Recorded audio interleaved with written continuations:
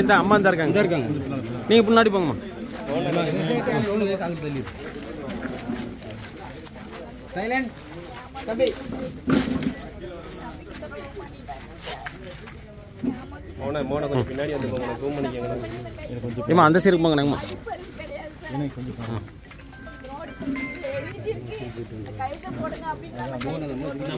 அதான் எனக்கு தெரியும் சார். என் குடும்பத்துல என் பையன் செத்த பையன் மட்டும்தான் ஐடி குடிச்சிருக்காங்க.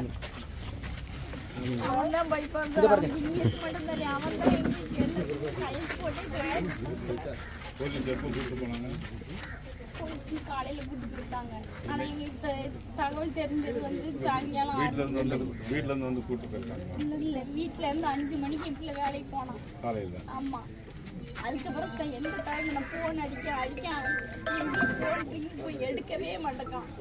சரி கடையில் வராமல் வேலை பார்த்துட்டு இருக்கோம்னா தான் எடுக்கல போல இருக்கு. நான் விட்டுட்டேன். மகளிர் தொகை நாங்கள் போயிருந்தேன். அதை வாங்கிட்டு போய் நான் வீட்டில் வந்து இப்போ அடுப்பில் படுத்துட்டாங்க. 3 மணி வரைக்கும் ஆயிடுச்சு. எனக்கு பறிச்சுட்டாங்கள. வீட்டில் போய் கொஞ்சம் கஞ்சி குடிச்சிட்டு படுக்கும் அப்படின்னு படுத்தேன். 5:30 மணி ஆயிட்டு தகவல் வந்துச்சு. 6 மணிக்கு ஸ்டேஷனில் மச்சத்தை பிடிச்சி வச்சுருக்காங்கன்ட்டு அந்தால அங்கே போனேன். ஸ்டேஷனில் போய் உட்காந்துருந்தேன். ஒரு 7 மணி போல் பையனுக்கு பசி எடுத்து இங்கே போய் எந்த சாப்பாடு எதுவும் வாங்கி கொடுக்கணும் கொடுங்க அப்படின்னாங்க. சாப்பாடு வாங்கி கொடுத்தேன். எனக்கு சாப்பிட முடியலம்மா. முதுகில் ரொம்ப பயங்கரமாக வலிக்குதுமா எனக்கு. ஏன் அது ஒரு ரொட்டியாவது சாப்பிட்ருக்கலாம்லடா அப்படின்னேன். சாப்பிட முடியலம்மா நீயால் அப்படியெல்லாம் கொண்டு. அப்போ நீ ஏதாவது சாப்பிடுமா வேஸ்ட்டாக போதுமா அப்படின்னா. இல்லை வலிக்கணும். கையில் அந்த கையில் பாசம் வச்சுட்டு தடவிக்கிட்டே தான் போனான். இல்லை உள்ளே போகும்போது அப்புறம் கொஞ்ச நேரம் கழிச்சு சரி பிள்ளை உள்ளே போயிருக்கான்ல சரி போட்டு உட்காந்துருப்போம் அப்படின்னு ஒன்றுக்கு இருந்துட்டு வர்றதுக்குள்ளேயும் பார்க்க உட்காந்துட்டு சரி வருவான் பிள்ளை அப்படின்னு சொல்லி உட்காந்துட்டு இருக்கேன். அந்த ஜிஹெச்சுக்கு இந்த இது வந்து டெஸ்ட் பண்ணுறதுக்கு கூப்பிட்டு போவாங்க அப்படின்னாங்க. சரி அப்போ நம்ம பிள்ளை கூட ஒன்றா போகல அப்படின்னு நான் உட்காந்துக்கிட்டு இருக்கேன். ஒன்றுக்கு இருந்துட்டு வர்றதுக்குள்ளேயும் அவங்க நான் தெரியாமல் அதுக்கும் ஜிஹெச்சு கூட்டி போயிட்டாங்க. ஒரு பொம்பளையாள்கிட்ட கேட்க இம்மா நேரமும் ஆயிட்டம்மா நான் 7 மணிக்கே ஒன்றுக்கு இருந்துட்டு வந்துட்டேன் இன்னும் வரலையம்மா அப்படின்னேன். இவன் உங்க பையனை போலீஸ்காரங்க கூட்டு போயிட்டாங்கம்மா. ஜிஹெச் கூட்டு போயிட்டாங்க. என்னமோ கீழே விழுந்தா என்னமோ பிச்சு வந்துட்டு என்னமோ சொல்லி சொன்னாங்க. ரத்தம்லாம் வந்துச்சு. கூட்டு போனாங்க. சீக்கிரமா போங்கம்மா உங்க பையனை போய் பாருங்க அப்படின்னாங்க. விழுந்தடிச்சு போகணும். ஒரு 9-10 இருக்கும் சார். அப்புறம் யூரின் மேலே யூரின் வாடையா அடிக்கி ட்ரெஸ் மாற்றுங்க அப்படின்னாங்க. ட்ரெஸ்ஸை கலத்துல பின்னால் கூட ஒரே அடி காயம்.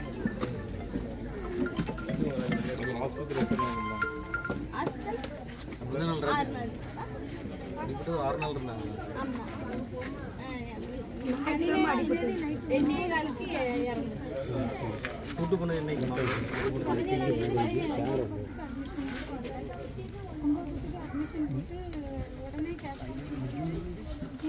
மாற்றி ஸ்கேனு எக்ஸ்ரே எல்லாம் ஆமாம் சார். தலையில் அடிபட்டு நரம்பு பிரச்சனை இருக்குது. டாக்டர் நீரும் சர்ஜரி பண்ணணும் ரெடி பண்ணி எல்லாம் டெஸ்ட்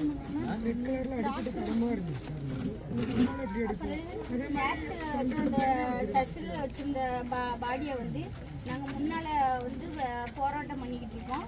பின்னால் கூடி எங்கிட்ட யார்ட்டையுமே கேட்காம அங்கே கொண்டு வந்துட்டாங்க. இங்கே ஹைகோர்ட் கொண்டு வந்துட்டாங்க. இங்கே கொண்டு வந்துட்டாங்க. போஸ்ட்மார்ட்டம் பண்ணுறதுக்கு அவங்களே எங்கிட்ட யார்ட்டையுமே எங்கேயுமே கேட்க சொந்தக்காரங்கள்ட்ட தாய்கிட்ட காப்பிட்ட நம்பிக்கை யார்ட்டுமே கேட்காம அவங்களே கொண்டு போயிட்டாங்க. எதுவுமே அங்கே நாங்கள் போராட்டம் பண்ணிட்டு இருக்கோம். ரோட்ல இருந்து மறியல் பண்ணி போராட்டம் பண்ணி கேட்டுட்டு இருக்கோம். அதுக்குள்ள அங்கே இன்னும் போலீஸ்காரங்க எல்லா எங்கேயுமே காணும். யாருமே காணும். அங்க பிரஸ்காரங்கள்ட்ட நாங்க வீட்டிய பேட்டி கொடுத்துருந்தோம். அந்த இருக்கும் போது அவங்கள நாங்க கைய விட்டுருந்தோம். அவங்களுக்கு இல்லை காங்கவே இல்லை. ஏமா தம்பி அண்ணனுக்கு அண்ணன் இல்லையாமா மறைச்சதுல அண்ணன் இல்லையாமா கொண்டு போயிட்டாங்களாமா நம்மகிட்ட யார்ட்டுமே கேட்காம கொண்டு போயிட்டாங்கம்மா அப்படின்னா அது பார்க்க இல்லை.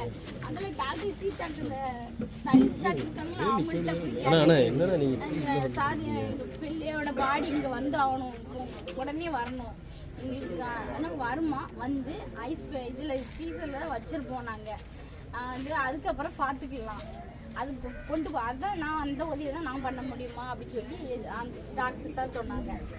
அப்புறம் கொண்டு வரதுக்கு இதுல இருந்து ஜிஹெச் கொண்டு வரதுக்கு எவ்வளோ நேரம் ஆகும் சார் சொல்லுங்க? 1 மணி நேரமா, அரை மணி நேரம் ஆகுமா சொல்லுங்க சார்? எவ்வளோ நேரம் ஆகும்? 1/4 மணி நேரம் ஆகுமா இல்லை அரை மணி நேரம் ஆகுமா? ஏன்னா படிப்பறி இல்லை தானே சொல்லுங்க சார். 2.5 மணி நேரம் ஆயிடுச்சு சார். அங்கேருந்து கொண்டு வரதுக்கு 2.5 மணி நேரம் ஆயிடுச்சு. என் பிள்ளை 2.5 மணி நேரத்தில் நாறிட்டான். பெத்த தாய் நானே என் பிள்ளை கிட்ட நிக்கல, அப்படி வாட பிள்ளை அந்த அளவுக்கு ஆக்கிட்டாங்க. என் பிள்ளை அந்த அளவுக்கு என்ன தப்பு பண்ணா? இப்படி படிப்பறியல அதை குடும்பம் இப்படி ஏமாத்தி கொடுமை பண்ணிடல. நாங்க என்ன கேட்டோம்? என் பிள்ளைக்கு நாங்க நீதிதானே கேட்டோம். நாங்க பணத்தையா கேட்டோம், சொத்தையா கேட்டோம், தங்கத்தை தாங்க கேட்டோமா? தங்கத்தை கடத்திட்டு போன பாரு, பின்வாசல் குடி கடத்திட்டு கொண்டு போயிட்டாங்க. அந்த பைய உழைச்சு வீட்டுல சாப்பாடு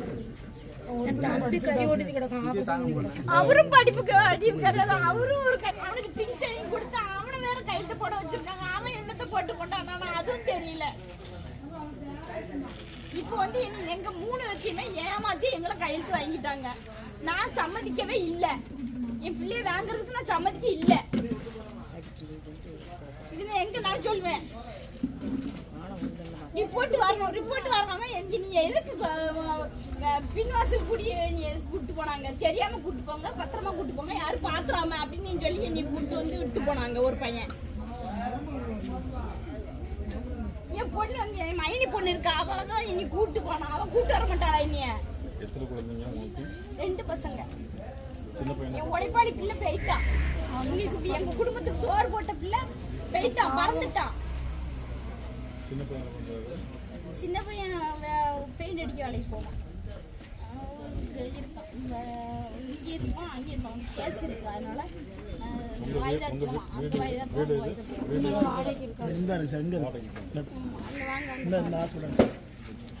வாங்க சார். ஒரு அம்மா ஒரு ஆள் கிடையாது, ஒரு தம்பி ஒரு பைக்கிற போயிருக்காங்க. மூளைக்கு செய்வாங்களா, அடிச்சு இப்படி கொள்வாங்களா? இவங்களும் உத்தியத்தில் இருக்கிறவங்க சார். ஒரு குடும்பத்தில் சாப்பாடு உழைச்சி பயிர் பிடிச்சிருந்தாங்க.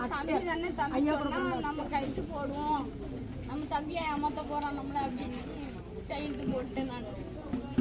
அது நல்லா சவுண்டா படிச்சா எனக்கு புரியும். கரெக்டா இருக்கு போடு அப்படின்னா போட்டேன். நீ ஊமையா பேசின வாய்க்குள்ள படிச்சாக்கி எப்படி சரி எனக்கு புரியும். சவுண்டா படிச்சா எனக்கு புரியும். அதை பார்த்துட்டு என்ன நீ வேங்கிறது மாதிரி எல்லாம் படிச்சுட்டு இருக்க அப்படின்னு சொல்லி நான் கேட்பேன்.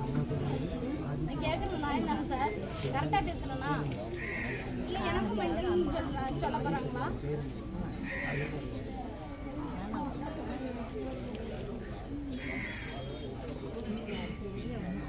ரிப்போர்ட் வரணும் சார். ரிப்போர்ட் கொண்டு வர சொல்லுங்க சார். ரிப்போர்ட் தராமலே நீ எப்படி சார் அனுப்பலாம்? காட்டு பதுக்கூடி எதுக்கு சார் அனுப்புறோம்? 3 மாசம் கூட அனுப்புறது உங்களை.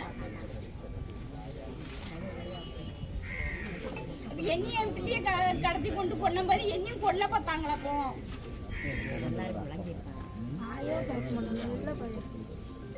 ஒரு வாரத்தை உண்டு, எந்த பழக்கம் கிடையாது. வாரத்தில் வருவோம், சச்சிரிக்கை தான் முன்னைக்கு தான் கொடுத்தாங்க பாடி.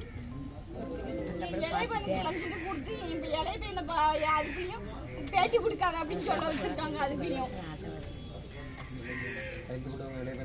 கையெழுத்து போட்டிருக்கான். அவன் என்ன கையெழுத்து போட்டிருக்கான்னு தெரியல. கொடுத்து குடிச்சுக்கிட்டே தான் இருப்பான் எப்பவும். ட்ரிங்க்ஸ் வாங்கி கொடுத்து ஏமாத்திட்டாங்க. அவனை தனியாவும் கூட்டு போய் பேசினாங்க. அவனுக்கு என்னென்ன கொடுத்தாங்களோ ட்ரிங்க்ஸ் கொடுத்தாங்களா, பணம் கொடுத்தாங்களா? தம்பி தான் பையனை கூட்டு போனாங்க. தம்பி தான். ஆமா. கையெழுத்துலாம் வாங்கலாமா? கையெழுத்து யார் போனாங்க? கையெழுத்து கைது வாங்கினது நான் தான் கைது போட்டேன். இல்லம்மா, உங்க தம்பி கிட்ட பேசிருப்பாங்கல்ல, இதுல கையெழுத்து வாங்கி குடும்பத்துக்கு பேசிருப்பாங்க. அவங்க யாரு? போலீஸ் பேசுறாங்களா, வெளியில இருந்து வேற யாரு பேசுறாங்க? ஜட்ஜி உங்க தம்பி கிட்ட டைரக்டா பேசுனாங்களா? ஆமா. நாங்க கையெழுத்து வாங்கின ஃபார்ம் வந்து ஜட்ஜிட்டு கொடுக்கல.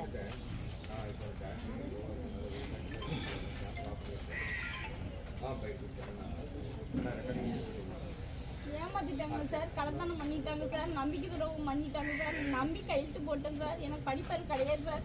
கையெழுத்து மட்டும்தான் எனக்கு போட தெரியும் சார். அதுவும் கூட என் பையன், என் பறந்து போன பையன் தான் எனக்கு சொல்லி கொடுத்தாங்க சார்.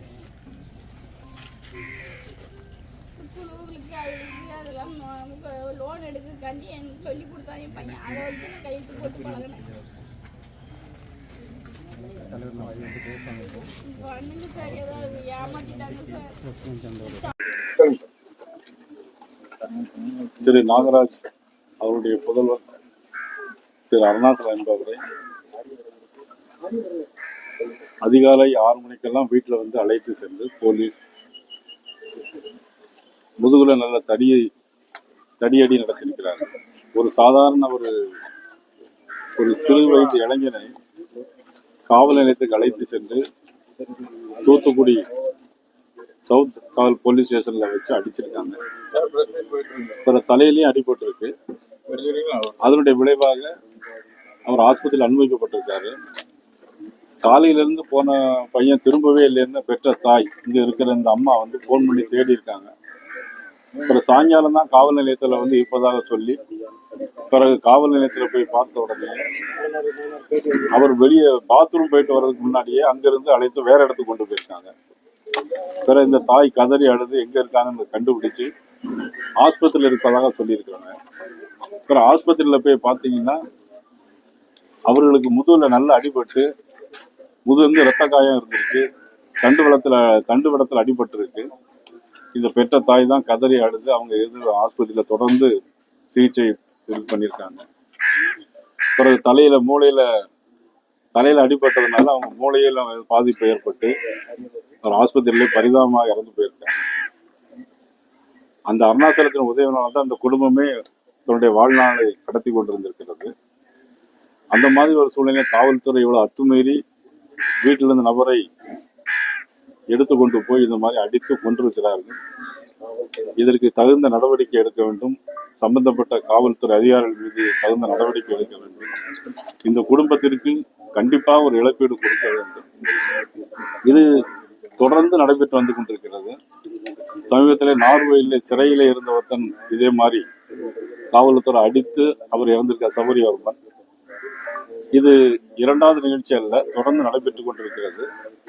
இதே சவுத் போலீஸ் ஸ்டேஷன்லயே ஒரு 2 தினங்கள் 3 தினங்கள் முன்னால ஒரு பெண் இறந்து போயிருக்காங்க. அது பிறகு பரிசோதனையில பார்த்தா அவங்க வந்து காவல் நிலையத்திலே போலீஸார் அது கற்பழிப்பு நடத்தி அந்த பெண் இறந்திருக்கா. இன்னைக்கு தான் போஸ்ட்மார்டம் ரிப்போர்ட் இன்னைக்கு வருது. இதுவும் அந்த சவுத் போலீஸ் ஸ்டேஷன்லேயே நடக்குது. அது மட்டும் இல்ல, காவல்துறை காவலர்கள் வந்து அத்துமீறி நடந்து கொண்டிருக்கிறாங்க. மனிதாபிமானம் இல்லாம இந்த பெற்ற தாய் முன்னாலேயே ஒரு மகன் சாகுன்ற அளவுக்கு ஒரு தடியடி நடத்தியிருக்கிறார்கள்.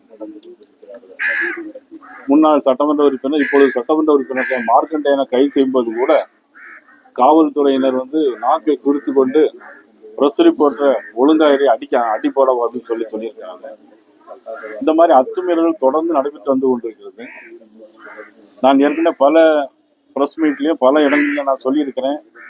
காவல்துறையை கையில் வைத்திருக்கக்கூடிய தமிழகத்துடைய முதலமைச்சர் திரு ஜோசப் விஜய் எல்லாரும் விசில் சின்னத்துக்கு ஓட்டு போட்டாங்க. ஆனா அதனுடைய பலனை இன்னைக்கு எல்லாரும் அனுபவிச்சுட்டு இருக்கிறாங்க.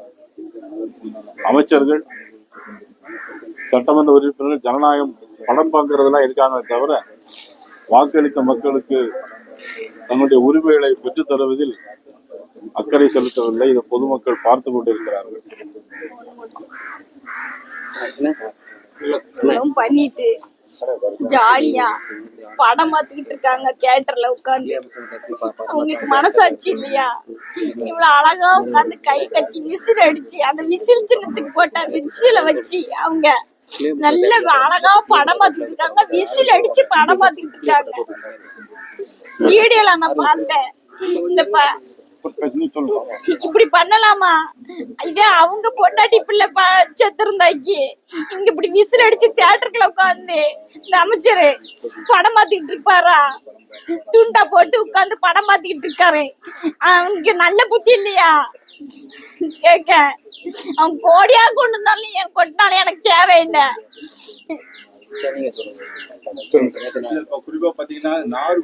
இனிமேல அவனை சஸ்பெண்ட் பண்ணுங்க, எனக்கு ஆட்சியில இருந்து விளக்குங்க. இந்த அரசுக்கு உண்மையில கடுமையான கண்டனத்தையும் எச்சரிக்கையும் பாரதிய ஜனதா கட்சியின் சார்பா நான் தெரிவிச்சுக்கிறேன். காரணம், விசில் சின்னத்துக்கு போட்ட ஓட்டு போட்டவங்க எல்லாருமே கவனிங்க. இதே மாதிரி சாத்தாங்குளத்துல 2 பேர் அடித்து கொல்லப்பட்டாங்க. சாத்தாங்குளத்துல 2 பேர் அடித்து கொல்லப்பட்டு இன்னைக்கு அதுல உள்ளவங்க எல்லாம் எவ்வளவு கஷ்டப்படுறாங்க. அதனால அன்னைக்கு உள்ள அரசாங்கம் அன்னைக்கு போச்சு. அதன் பிறகு சிவகங்கையில் நடந்த சம்பவம், சிவகங்கையில் நடந்த லாக்அப் சம்பவம், அந்த அரசாங்கமும் போச்சு. ஆனா அதெல்லாம் கடைசி அந்த ஆட்சி காலத்துல கடைசி கட்டத்துல வந்துச்சு. ஆனா இப்போ ஆரம்பத்திலே இதை ஆரம்பிச்சிருக்கிறாங்க. சோ அந்த ஆட்சிகளுக்கும் இந்த ஆட்சிகளுக்கும் எந்த வித்தியாசமும் இல்லை. காட்சிகள் தான் மாறிக்கொண்டே இருக்கிற தவிர ஆட்சியில் எந்த விதமான வித்தியாசம் இல்லை. மக்களுக்கு எந்த விதமான நன்மை இல்லை, தொடர்ந்து நடந்து கொண்டே இருக்கிறது. ஆஸ்பத்திரியில பாத்தீங்கன்னா அந்த ஆஸ்பத்திரியில நோயாளிகளுக்கு இன்னைக்கு பத்திரிகையில பாக்குறேன், எல்லாம் எலி போய் கடிச்சு அதுல வேற கட்டு போட்டிருக்கிறாங்க. ஆனா அமைச்சர்கள் இந்த அம்மா சொன்ன மாதிரி இன்னைக்கு தூத்துக்குடியில பக்கத்துல இருந்து சினிமாவில இன்னைக்கு தியேட்டர்ல போய் சினிமா படம் பார்த்துட்டு இருக்காங்க. இது மக்கள் தான் முடிவு செய்யும்.